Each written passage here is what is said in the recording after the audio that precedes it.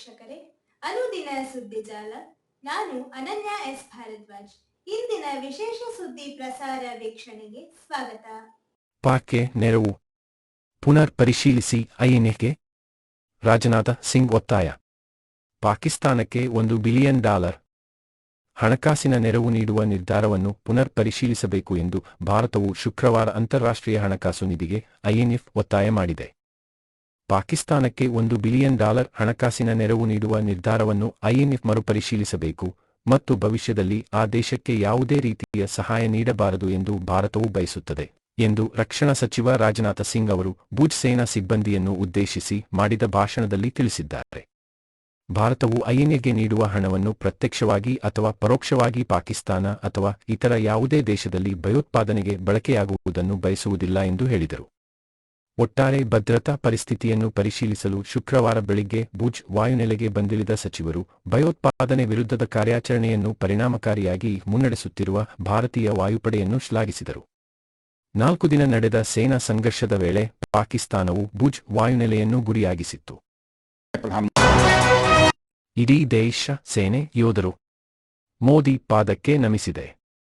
ಮಧ್ಯಪ್ರದೇಶ ಉಪ ಮುಖ್ಯಮಂತ್ರಿ ಪಹಲ್ಗಾಮ್ನಲ್ಲಿ ಉಗ್ರರು ನಡೆಸಿದ ಗುಂಡಿನ ದಾಳಿಗೆ ಪ್ರತಿಯಾಗಿ ಪಾಕಿಸ್ತಾನಕ್ಕೆ ತಕ್ಕ ಉತ್ತರ ನೀಡಿದ್ದಕ್ಕಾಗಿ ಇಡೀ ದೇಶ ಸೇನೆ ಹಾಗೂ ಯೋಧರು ಪ್ರಧಾನಿ ನರೇಂದ್ರ ಮೋದಿ ಅವರು ಪಾದಗಳಿಗೆ ನಮಸ್ಕರಿಸಿದ್ದಾರೆ ಎಂದು ಮಧ್ಯಪ್ರದೇಶ ಉಪಮುಖ್ಯಮಂತ್ರಿ ಜಗದೀಶ್ ದೇವಡಾ ಶುಕ್ರವಾರ ಹೇಳಿದ್ದಾರೆ.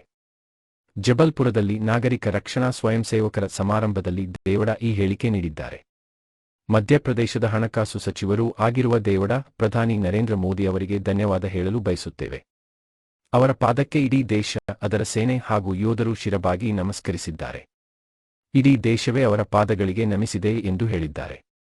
ಆಪರೇಷನ್ ಸಿಂಧೂರ ಮೂಲಕ ಪಾಕಿಸ್ತಾನಕ್ಕೆ ನೀಡಿರುವ ಪ್ರತಿಕ್ರಿಯೆಯನ್ನು ಶ್ಲಾಘಿಸಲು ಪದಗಳೇ ಸಾಲವು ಎಂದಿರುವ ದೇವಡಾ ಮೋದಿ ಅವರಿಗೆ ದೊಡ್ಡ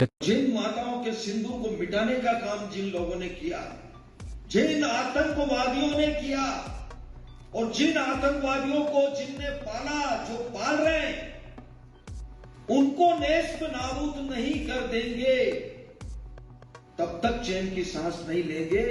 और यशस्वी प्रधानमंत्री जी को हम धन्यवाद देना चाहेंगे.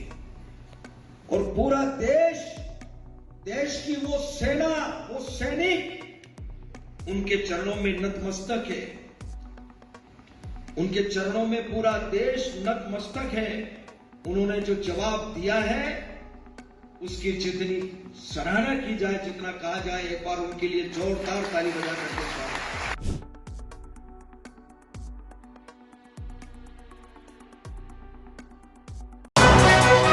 ಸಮರ್ಪಣಾ ಸಂಕಲ್ಪ ಸಮಾವೇಶ. ಕನಿಷ್ಠ 3 ಲಕ್ಷ ಜನ ಸೇರ್ತಾರೆ. ಸಿಎಂ ಸಿದ್ದರಾಮಯ್ಯ.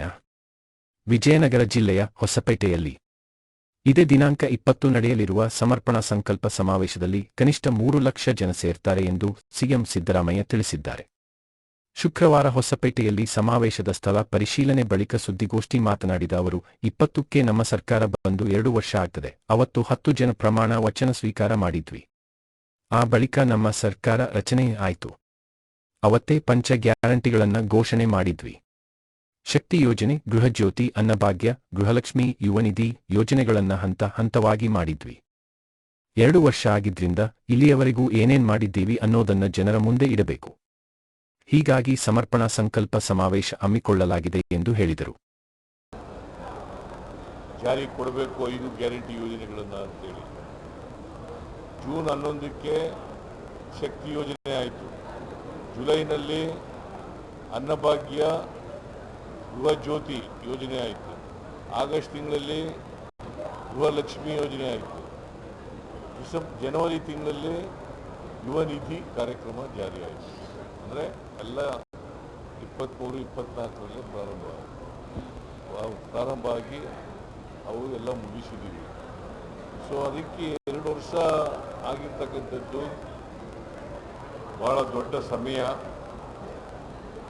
ಅದಕ್ಕೆ ನಾವು 2 ವರ್ಷದಲ್ಲಿ ಏನೇನು ಮಾಡಿದ್ದೀವಿ ಅವನ್ನೆಲ್ಲ ಜನಗಳ ಮುಂದೆ ಇಡಬೇಕು. ಜನ ನಮಗೆ 23ರಲ್ಲಿ ವಿಧಾನಸಭಾ ಚುನಾವಣೆ ನಡೀತಲ್ಲ, ಆಗ ದೊಡ್ಡ ರೀತಿಯಲ್ಲಿ ಬಹುಮತವನ್ನು ಕೊಟ್ಟು ಅಧಿಕಾರಕ್ಕೆ ತಗೊಂಡು ನಾವು 136 ಜನ ಗೆದ್ದು ಅವತ್ತು 136 ಜನ. ಆಮೇಲೆ ಉಪಚುನಾವಣೆಯಲ್ಲಿ 3 ಗೆದ್ದಿದ್ದು, ಈಗ 138 ಜನ ಇದ್ದೀವಿ. ನಮ್ಮ ಪಾರ್ಟಿನಲ್ಲಿ 138 ಜನ ಇದ್ದೀವಿ. ಇಂಡಿಪೆಂಡೆನ್ಸ್. ಆಮೇಲೆ ಇಂಡಿಪೆಂಡೆನ್ಸ್ ಕೆಲವರೆಲ್ಲ ಸಹಾಯ ಮಾಡಿದ್ದಾರೆ. ಪುಟ್ಟಸ್ವಾಮಿ ಗೌಡ, ಆಮೇಲೆ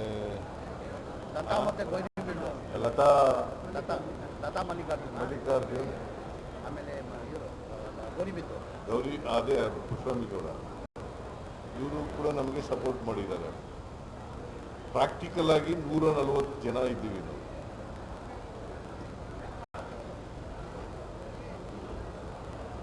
ಸೊ ನಾವು 2 ವರ್ಷಗಳಲ್ಲಿ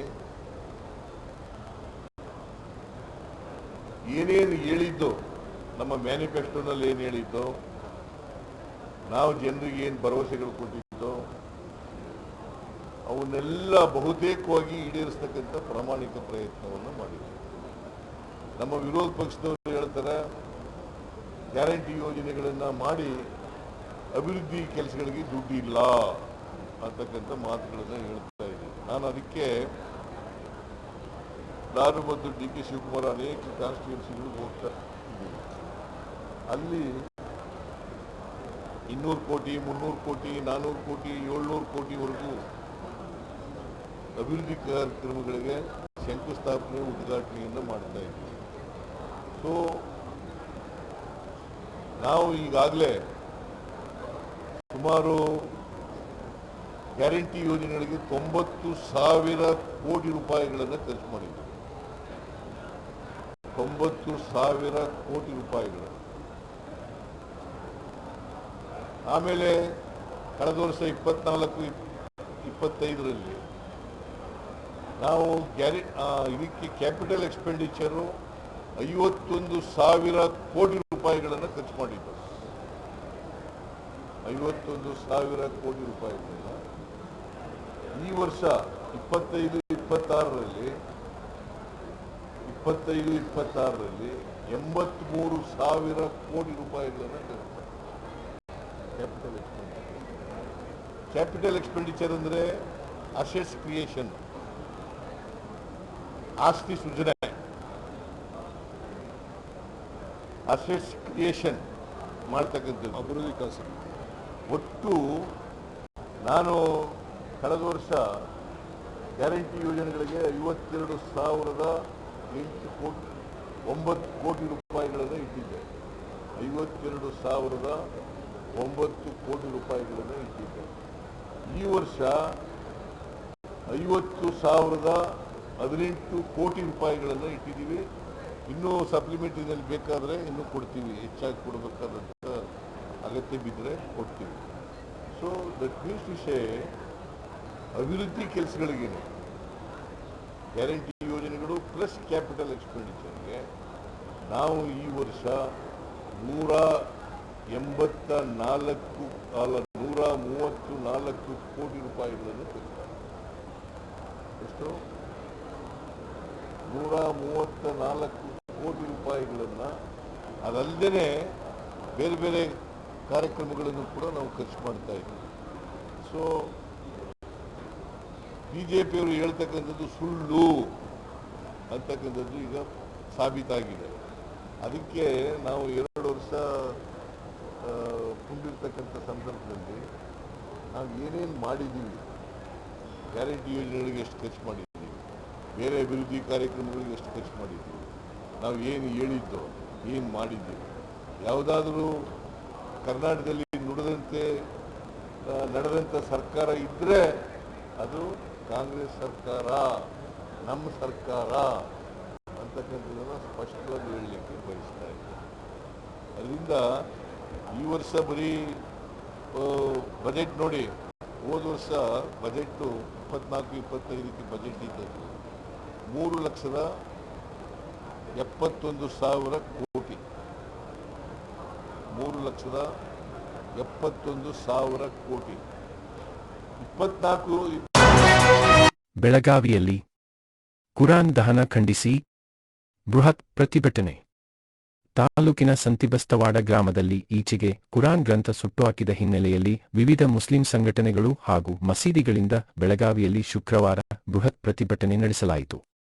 ಇಲ್ಲಿ ಎಕೋರ್ಟ್ ಆವರಣ ಪಕ್ಕದಲ್ಲಿರುವ ಅಂಜುಮನ್ ಸಂಸ್ಥೆಯ ಆವರಣದಲ್ಲಿ ಸೇರಿದ ಅಪಾರ ಸಂಖ್ಯೆಯ ಜನ ಕಿತ್ತೂರು ರಾಣಿ ಚೆನ್ನಮ್ಮ ವೃತ್ತದಲ್ಲಿ ಸಮಾವೇಶಗೊಂಡರು. ನಾರಾ ತಕ್ಬೀರ್, ಅಲ್ಲಾಹು ಅಕ್ಬರ್, ಹಿಂದೂಸ್ತಾನ್ ಜಿಂದಾಬಾದ್ ಎಂದು ನಿರಂತರ ಘೋಷಣೆ ಮೊಳಗಿಸಿದರು. ಮುಸ್ಲಿಂ ಧರ್ಮದ ಧ್ವಜಗಳನ್ನು ಎಲ್ಲೆಡೆ ಹಾರಾಡಿಸಿದರು. ಆರೋಪಿಗಳನ್ನು ಕೂಡಲೇ ಬಂಧಿಸಬೇಕು ಎಂದು ಒತ್ತಾಯ ಮಾಡಿದರು. ನಿಷೇಧಾಜ್ಞೆ ಜಾರಿ, ಮುಂಜಾಗ್ರತಾ ಕ್ರಮವಾಗಿ ನಗರ ಪೊಲೀಸ್ ಕಮಿಷನರ್ ಅವರು ಸ್ಥಳದಲ್ಲಿ 144ನೇ ಕಲಂ ಅನ್ವಯ ನಿಷೇಧಾಜ್ಞೆ ಜಾರಿಗೊಳಿಸಿದ್ದಾರೆ. ಪ್ರತಿಭಟನೆಗೆ ಅವಕಾಶವಿಲ್ಲ, ಶಾಂತಿಯುತವಾಗಿ ಮೆರವಣಿಗೆ ಮಾಡಲು ಮನವಿ ಮಾಡಲಾಗಿದೆ ಎಂದು ನಗರ ಪೊಲೀಸ್ ಕಮಿಷನರ್ ಎಡಾ ಮಾರ್ಟಿನ್ ಮಾರ್ಬನ್ಯಾಂಗ್ ತಿಳಿಸಿದ್ದಾರೆ.